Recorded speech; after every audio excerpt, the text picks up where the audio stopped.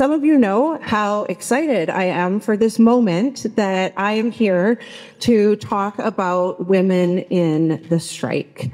As Catherine said, I'll be focusing on really highlighting stories of women and what their essential role was in the strike. And I hope that you'll see that as the presentation goes on.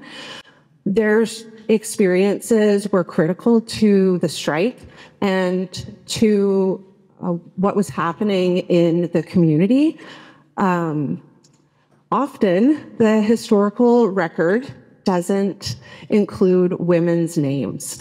There's many communities who are not part of the historical record, and what has been really exciting for me is to go back and do research to find their names and learn about who they were. And I'm just so excited, more excited than most people should be, that I've found their names in a lot of cases and that we've got some information about who they are and what they were doing in the strike. And I think that you'll be, maybe not after the title that includes axe-wielders, but they really have some personalities happening.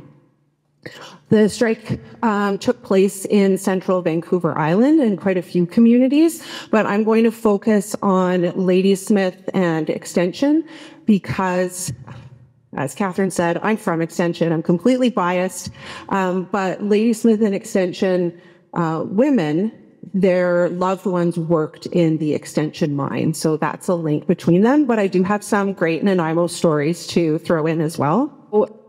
For too long, women were referred to by their husbands' last names. Mrs. Cowan, Mrs. Matthews, and it really separates us from who they were and what they were doing. And that's something that I've been working for a very long time to try and elevate their voices and bring their voices out. And I attribute a lot of this motivation to the strong women that I grew up with in Extension. I grew up there in the 80s and 90s. I went to school there. My grandpa went to school there. And this guy, my great-grandpa, he was an Extension coal miner, and he participated in the strike. And I think that that really shapes how I think about this story, because I was raised around other descendants of coal miners, and our families had known each other for generations. So the main setting, as I mentioned, is the Extension mine, and there's very little that's recognizable in this picture if you go to Extension today. Up until the mid-1890s, Extension was very much a coal mining community or a farming community. In the mid-1890s, the Dunsmuir family were looking for a new mine because their Wellington mine in North Nanaimo was starting to peter out, and this was where they moved to. This is what the community looked like in 1900. To give you a sense of how many people lived there, the population in 1901 was 2,160. How do I know that, you didn't ask? Because I counted every one of them in the census. And I'm pretty sure that's around the peak of the population for reasons that I'll get into in a minute. The community was right up on the ridge right above the mine, but still right there. And there were hotels and schools, fraternal organizations, businesses like bakeries and stores, candy stores, and all of this served quite a diverse community. There were people from all over Canada who lived in Extension. People from the US came up here, including a community of about 60 Black miners and their families. There are people from all over Europe, and also in Extension was Chinatown. This is the Tunnel Hotel, which I've included because in Extension, this is one of the most known businesses that existed. And hotels were really important in mining communities like this because Well, there was a bar on the first floor, and also the second floor was usually like rooming, kind of like a rooming house setup. So not like going to a nice hotel, but if you were a single coal miner, you could like live there. And it also has a link to a very cool extension woman named Giuseppina Armanasco, who was Italian. And after her husband died, she owned and operated the Tunnel Hotel on her own in the 20s and 30s. She raised her kids in rooms upstairs, and some of her descendants still live in the community today. The mine operated until 1931, and around that time, of course, the population of the community dwindled, but there still was a very tight-knit, close community. Extension and Ladysmith, of course, are linked very closely by the Extension mine. When Wellington closed, a lot of miners, you follow the work, so they ended up in Extension. They established a community that you've seen in the photos, but then the owner of the mines, James Dunsmuir, this is like around 1903, he decided that because he owned Ladysmith, which is where the coal wharfs were, so a train went from Extension to Ladysmith, transporting coal, he thought that that would be a much better place for the miners to live at a place that he owned, which tied in really tightly with his management strategy, which was to exercise as much control as he could over his workforce. So this photo here shows miners in Ladysmith who just got back from work in Extension. Miners were told that if they didn't move to Ladysmith that they would be fired. So of course that pressured most people to go. But there were some who refused, and they did all sorts of things like walking partway down the train track so that they could get on the train in Extension and then get off with the rest of the miners at the mine. And it's the two stories are so tightly connected that I wanted to make sure that we understood how that worked. The most devastating accident in the Extension mines was the October 1909 explosion. 32 men were killed, and like the toll of that on those two small communities, I'm sure you can imagine. This photo here is from the museum's collection, and it's hard to see because of the way it's aging. But if you come up to it with a magnifying glass, you can count 7 horse-drawn hearses. And so it really gives you a sense of the scale of the loss that people experienced. And this thread comes through in discussions that women were having during the strike. A couple of years after the explosion, the Dunsmuir family sold their interests in mines that they owned in Extension and in Cumberland. And the new company, Canadian Collieries, had a very similar management strategy. They did not support worker rights, so the experiences very much remained the same. But the real catalyst for the strike happened in the fall of 1912. A miner in Cumberland named Oscar Modishaw, he was fired because he was a union organizer for the United Mine Workers of America. The workers in Cumberland walked off the job in support, and the next day the miners in Extension did the same, and the bitter strike was on. This picture shows, to me, when I look at it, what I see is the strike being something that involved the whole community. It wasn't just about the people on strike. The foreground shows a marching band in this parade through Ladysmith in 1913, and the parade was in support of the miners. Right behind the marching band are children and women, and to me, that shows how critical their role was in keeping momentum happening in such a long strike. This is the Nanaimo Athletic Club, which used to be on Chapel Street downtown. And this is where the United Mine Workers of America Women's Auxiliary met. The mine workers had women's auxiliary branches pop up in communities in the strike zone, and this is where they met in Nanaimo. And they did things like organize parades. They had fundraisers like dances and concerts. And part of that was to help support families who were experiencing hardship. But part of it was that keeping people's spirits up and keeping everybody going. But there was much more happening than bake sales, as delightful as bake sales are. They were having weekly strategy meetings. They were figuring out where they were going to protest, where were the demonstrations going to take place. It was a very active organization. One of the other really interesting ways that women use the strike as a platform to share their experiences in the community and how the working conditions in the mine were affecting them and how the strike was affecting them was by giving interviews. And I found a treasure trove of interviews that none of the women are named, but we have their quotes. So it's good to hear their voices. So this is from February 1913, and it says, "Up there is the burying ground, watching and waiting, saying, 'Who's coming next?'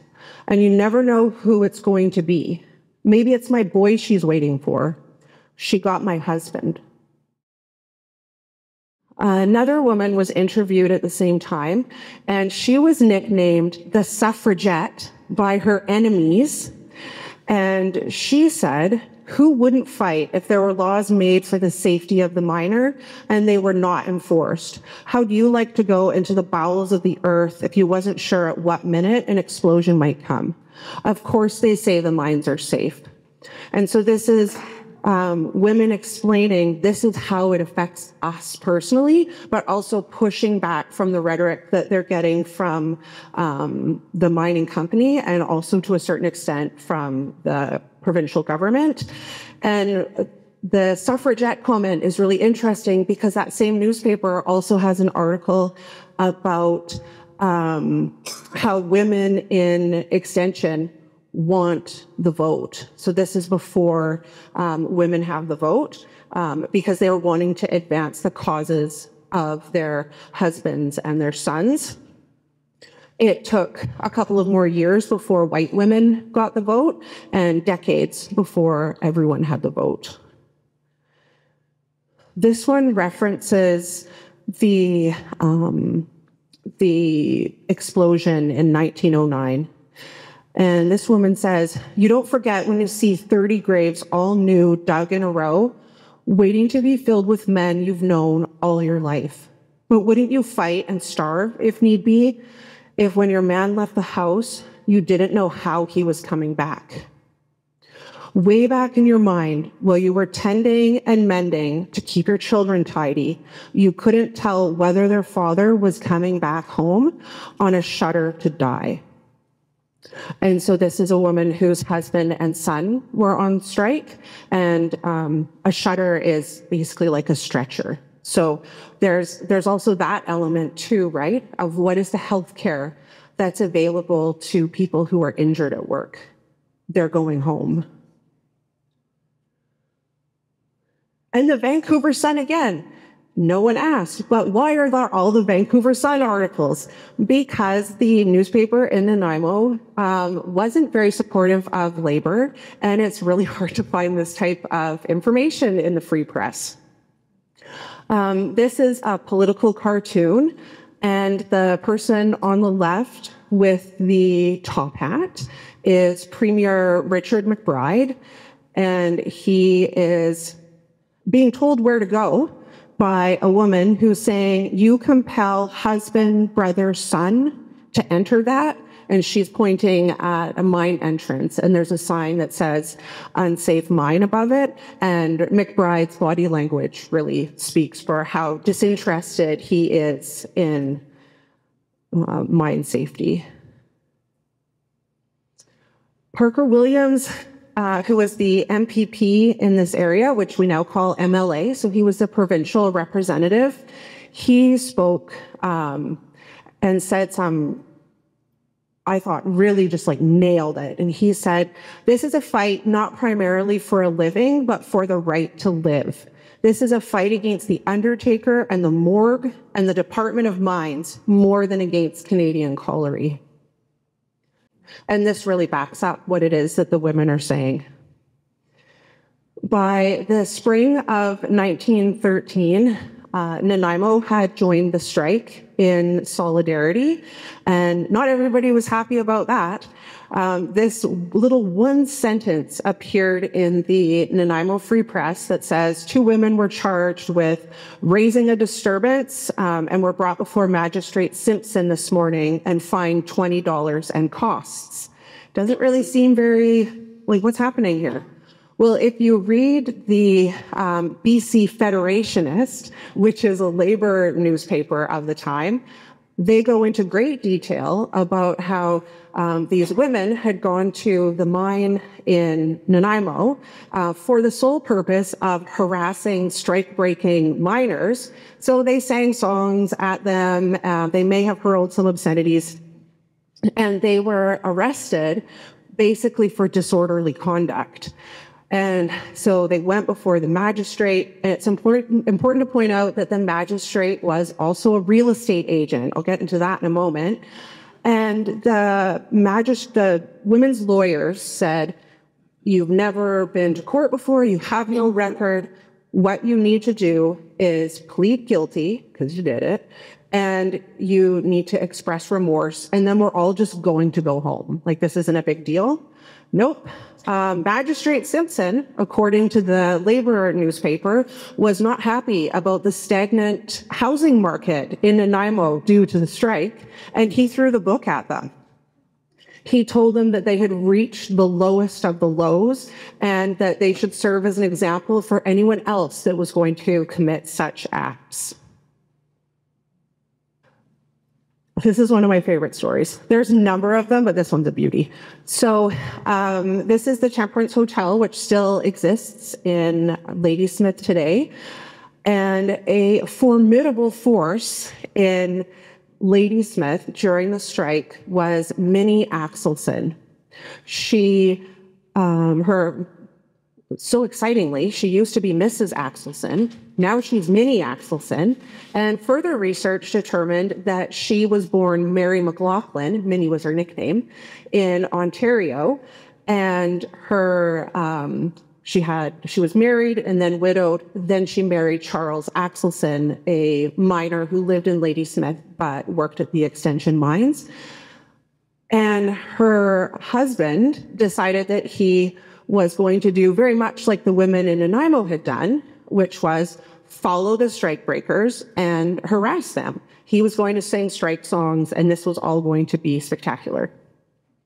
Except for he also got arrested. This theme keeps on happening. So he gets arrested.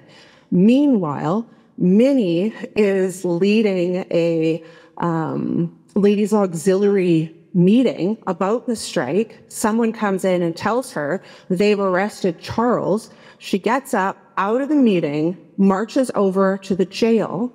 In the yard outside the jail is an axe that was used for chopping firewood, and she used the axe to cut through the door in the jail. And when she got inside, the newspaper reported that the law enforcement were awestruck when this woman, they called her the most ridiculous things. I think they called her a veritable Amazon in vigor and strength. They just didn't know what to do. So Minnie strode through, got Charles, and then all of them and their supporters led this triumphant march through Ladysmith to the Temperance Hotel, which was where the strikebreakers were being housed. Minnie Axelson with her axe, like the movie writes itself. So that happened the night before the riots. August 13th, 1913, the tensions of the strike erupted into rioting. This is a photo of the general store in Extension after it had been looted and ransacked. This is burnt and damaged mine equipment. So much equipment was damaged or destroyed. And basically what was happening is the tensions between strikebreakers and strikers had boiled over, and people are fighting. There are home invasions. Houses are being burned down. It was not a good scene. This is the interior of Kwong Lee's store in Extension. Chinatown suffered extensive damage during the strike riots. And as I mentioned, houses were burned down too. So if you were a strikebreaker, your house was fair game. And I've got this image of the ruins of John Campbell's house mocked up in a slide because it ties in with a spectacular story that I used to hear when I was growing up, which is that at the community hall in Extension, they would have, in the 60s and 70s, they would have presentations like this, but slideshow, like click in the carousel slideshows. And they were focused on community history, except for when they showed strikebreakers' houses, because the photographer wrote the name of the house on it, they knew whose house it was. So next thing you know, the room is erupting. People are yelling and swearing. They're throwing things at the screen in what is supposed to be like this very nice community event. So what they ended up doing was reversing the slides to obscure the names. And I remember hearing that story thinking, like, I know some people whose ancestors could have done that, but like, is this too good of a story? No, it's not. So this is the same photo from the Ladysmith archives, and it's oriented the correct way. You can read, if you were closer, ruins of Mr. J. Campbell's house. This one is from a private collection in Extension that was used in the slideshow, and it has the name flipped. So that shows you decades later how deep that animosity ran from the strike. I'm never saddened to see the remains of mine manager Cunningham's house, the only house in Extension with 3 chimneys. He took to the bushes when the riots started. Some women and children were also in the bushes, but not all. Some of the strikebreakers also were hiding because there were people running around beating people up. There was talk of guns and that there was shooting. No one was killed, so that part was a bonus. When mine manager Cunningham came out of the bush, he hightailed it to Port Alberni. I'm not sure why Port Alberni, if he just thought it was so far away that no one would come look for him there. But that's a really spectacular part of the story. And this guy, William Bowser. So he's the Attorney General of BC, and he gets a report that there's rioting happening in Extension, in Ladysmith, I think also in Cumberland. And he had refused to mediate in the strike to try and end it or have any kind of support from government to help bring the strike to a close. But suddenly he had the resources to deploy 1,500 militia troops from the 72nd Militia. And they came into the strike zone. So there were soldiers all over Extension, and the miners hated Bowser so much that they nicknamed the militia after him, because they hated the soldiers as well, and they called them Bowser 73. like Bowser's 72 because they were the 72nd Regiment. And when I was a kid, my grandpa would tell me about Bowser's 73 and how bad they were. And I remember saying to him, like, isn't it 72? Like, what is this trois business? And he was like, that's how they used to say it back in them days. And that was the end of that. Bowser committed all sorts of other heinous acts. If anybody would like to ask me about him in the Q&A, I could talk about him for quite a while. After all of this rioting happens, then the miners are rounded up and arrested. This is a photo in Ladysmith, and one of my favorite things about this picture is this group of women, this group of women, and this group of women. So as their husbands and fathers and sons are being marched to jail, they're marching along with them. They were furious because Bowser was so scared of them that he wouldn't let them into the jail. So he said, we can't have any women visiting because if the women visit, they're going to collude and there might be another riot or there might be something else. And they were, to say they were mad was an understatement. And so what ended up happening is it increased conflicts in the strike communities. So the women were then like berating the soldiers, they were berating the strike breakers that were still there because none of the strike breakers were arrested for their roles in the rioting.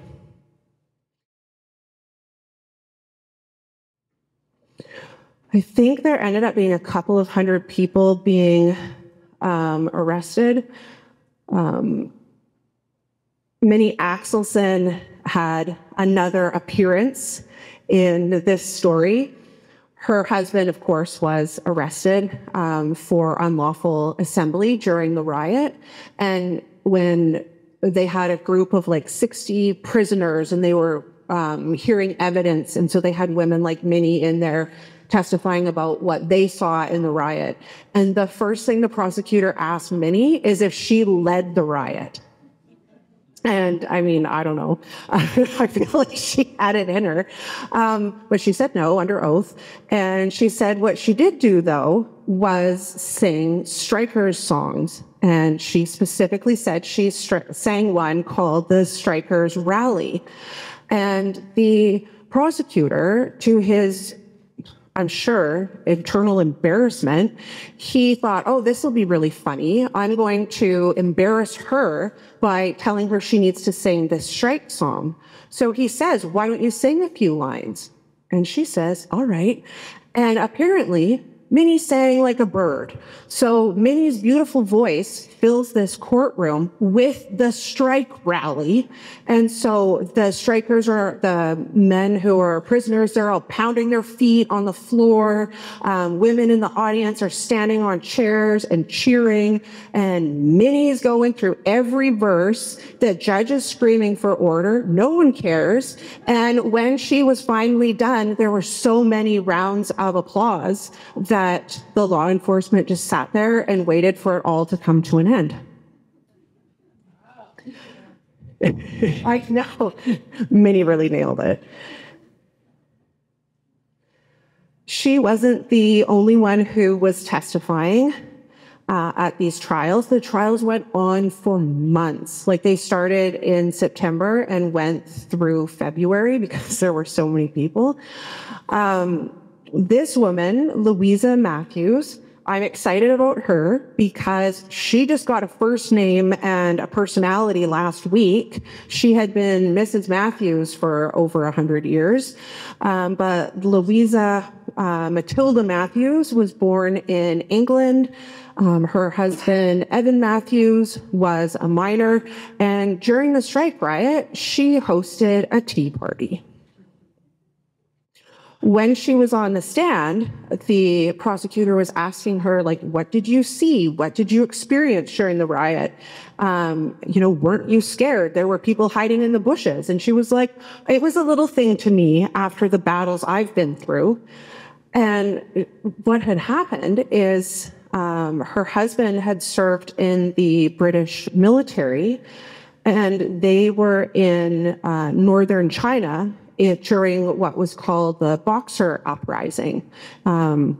And I'm not sure what it was that she saw, but it was an anti-imperialist uprising, people who were not happy that the British were in control of the area. But she felt like that was what she saw in Extension was nothing compared to what was happening there. And when her tea party was over, she went out on the porch, which was about 150 yards from the mine, and she just sat there and watched.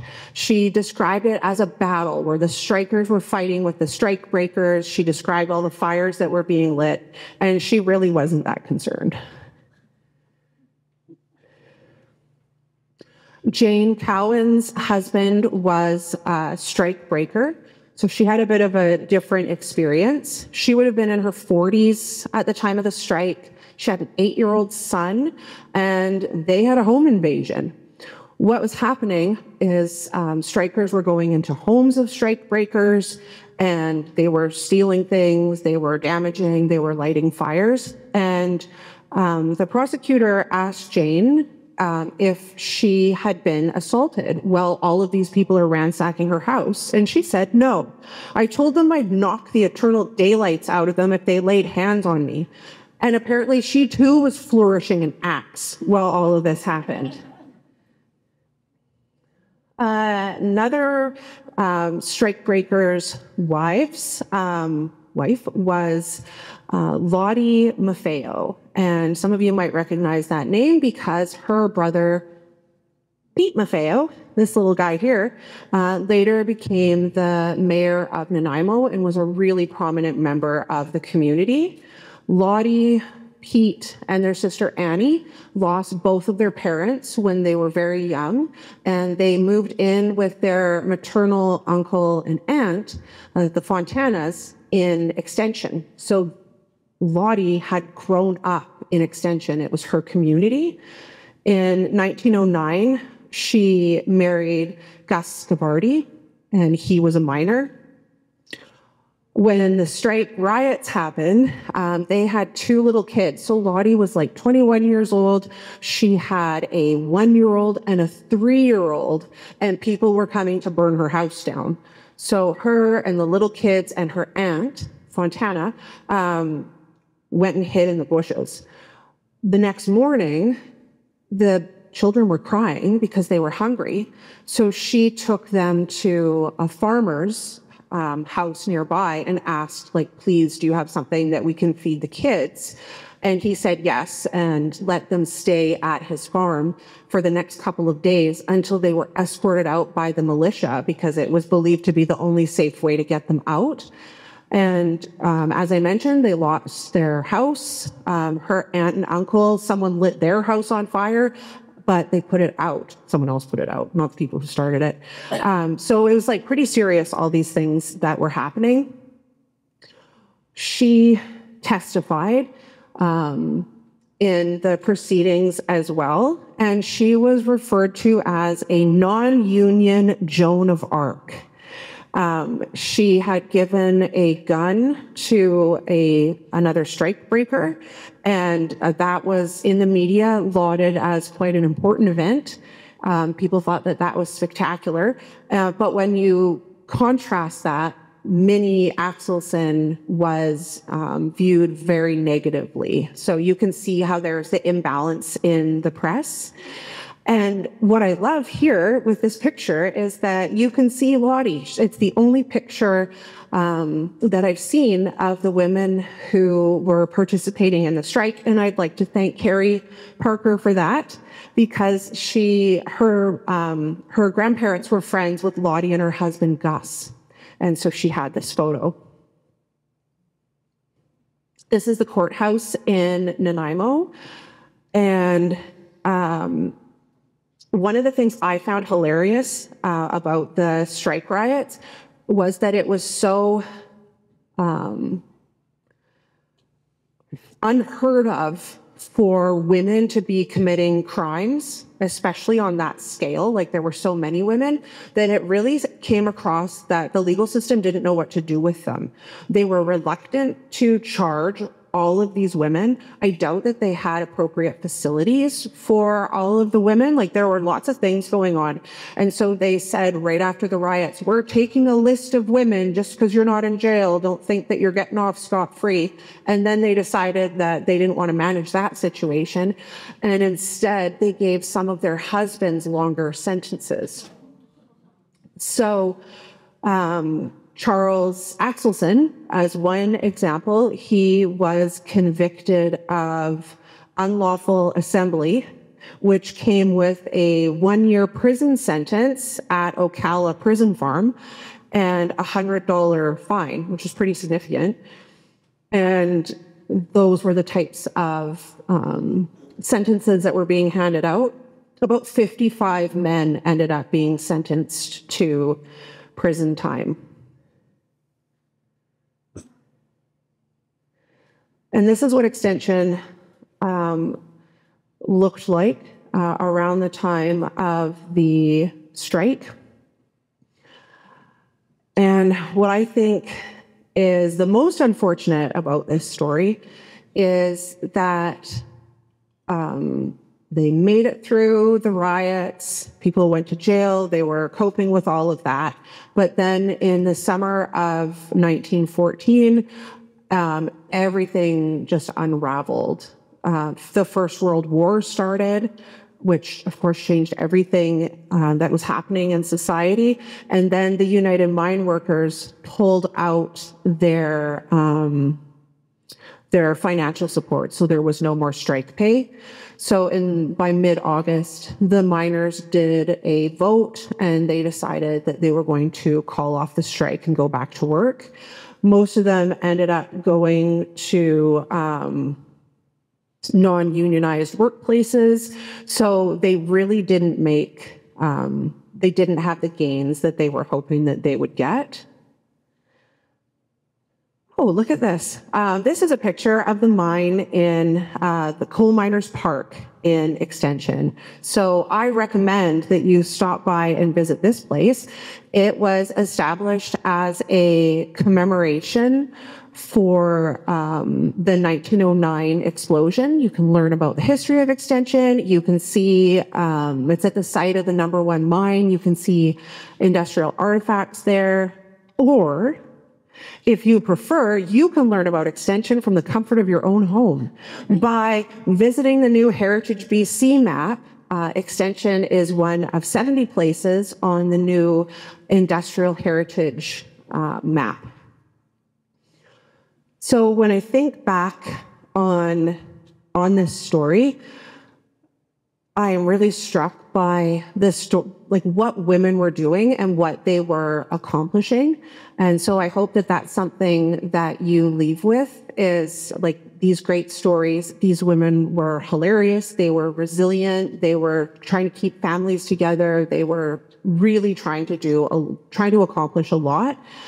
But one of the things that I think is the most important to reflect on is how stories that have been buried or obscured in history, the information is out there in a lot of cases if you go looking. So if you spend the time, if you really dig through the research, there are incredible stories out there that are waiting for us to learn about them.